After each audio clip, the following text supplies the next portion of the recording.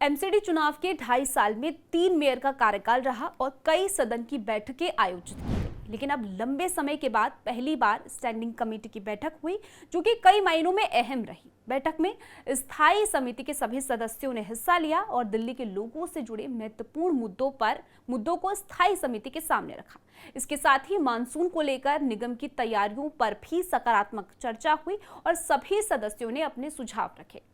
बैठक में किन प्रोजेक्ट्स पर मुहर लगी, क्या एजेंडा रहा, साथ ही दिल्ली के विकास के लिए एमसीडी की स्टैंडिंग कमेटी की बैठक क्यों जरूरी है, इसकी पूरी जानकारी आपको इस वीडियो में देंगे।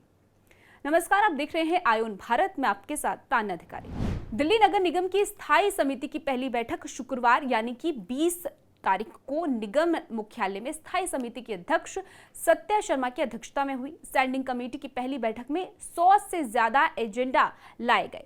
इसमें से 25 को पास किया गया, बाकी को स्थगित और रेफर बैंक किया गया। पास किए गए एजेंडे में ज्यादातर सरकारी प्रोजेक्ट्स और एमसीडी में वर्कर्स सप्लाई करने वाली कंपनियों के कॉन्ट्रैक्ट से जुड़े हुए रहे। इसमें सरकारी बिल्डिंग्स के लेआउट प्लान से जुड़े एजेंडे भी शामिल रहे। प्रमुख एजेंडों में यूनिवर्सिटी इनक्लेव में सेंट स्टीफन कॉलेज के बिल्डिंग का लेआउट प्लान, मैदानगढ़ी में भारतीय विदेश व्यापार परिसर का लेआउट प्लान, दीनदयाल उपाध्याय मार्ग दिल्ली का संशोधित layout plan, Shri Ram college of commerce RK. Puram sector 12 में राज्यसभा सचिवालय के लिए हाउसिंग से जुड़ा लेआउट प्लान जैसे प्रोजेक्ट्स शामिल रहे। इसके अलावा पूसा में एक लैब बनाई जानी है, उसके लेआउट प्लान को भी हरी झंडी दिखाई गई। हरि निगम कॉलेज में डीटीसी प्लान प्रोजेक्ट बनाना चाहती है, इसके प्लान को भी मंजूरी दी गई। साथ ही सेंट्रल जोन में एमसीडी स्कूल का बचा हुआ काम भी अब जल्द ही पूरा हो जाएगा। इसके साथ ही स्टैंडिंग कमेटी की इस बैठक में कई कंपनियों के कॉन्ट्रैक्ट्स भी बढ़ाए गए। एमसीडी के कई हॉस्पिटल्स में सिक्योरिटी गार्ड और साफ सफाई के लिए वर्कर्स सप्लाई करने वाली कंपनियां इस कॉन्ट्रैक्ट में अब बढ़ा दी गई है। साथ ही एमसीडी में डेटा ऑपरेटर्स की व्यवस्था करने वाली कंपनी के कॉन्ट्रैक्ट को भी बढ़ाया गया है।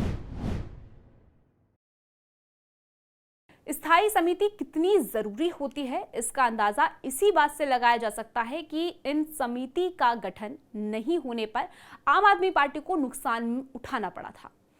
पहला कार्यकाल जनवरी 2023 से मार्च 2023 तक यानी कि 3 महीने का था। इसमें इसका गठन नहीं हुआ। अप्रैल 2023 से मार्च 2024 और अप्रैल 2024 से मार्च 2025 तक कई विवादों की वजह से समिति नहीं बन पाई। स्थायी समिति का गठन नहीं होने से निगम ठीक से काम नहीं कर पाया।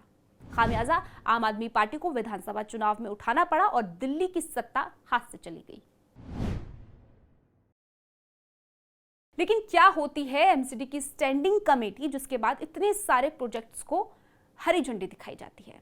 दिल्ली नगर निगम की स्टैंडिंग कमेटी यानी कि स्थायी समिति एक तरह की नीति निर्माण समिति होती है। इसमें 18 निर्वाचित पार्षद होते हैं, जिसमें से 12 दिल्ली के अलग अलग जोनों से चुने जाते हैं और 6 सदस्यों का चुनाव सीधे एमसीडी सदन करती है। ये समिति वित्तीय और प्रशासनिक मामलों में फैसले लेने में अहम भूमिका निभाती है और नगर निगम के कामकाज को सही तरीके से मैनेज करती है। इस समिति का असर मेयर के कामकाज पर भी पड़ता है, क्योंकि एमसीडी के संवैधानिक प्रमुख के तौर पर मेयर सुप्रीम होता है। वही स्थायी समिति को ज्यादा पावरफुल माना जाता है। इस समिति के पास सभी अहम प्रस्तावों की समीक्षा, संशोधन और अप्रूवल की शक्तियां भी होती है, जो कि एमसीडी हाउस में पेश करने से पहले तमाम चीजों का रिव्यू करती है। इसीलिए मेयर सिर्फ उन्हीं मुद्दों पर चर्चा कर सकते हैं जिन्हें स्थायी समिति ने पहले से ही मंजूरी दी हो। फिलहाल एमसीडी कमेटी की पहली बैठक के बाद अब उम्मीद है कि दिल्ली में रुके हुए सारे विकास के कामों को अब पूरा किया जाएगा और दिल्ली अपनी प्रगति की राह पर आगे बढ़ेगी। इस स्टोरी में फिलहाल के लिए इतना ही। पूरी खबर को लेकर अपनी राय कमेंट सेक्शन में जरूर दीजिएगा। बाकी देश दुनिया की बड़ी खबरों के लिए आप जुड़े रहिए आयोन भारत के साथ।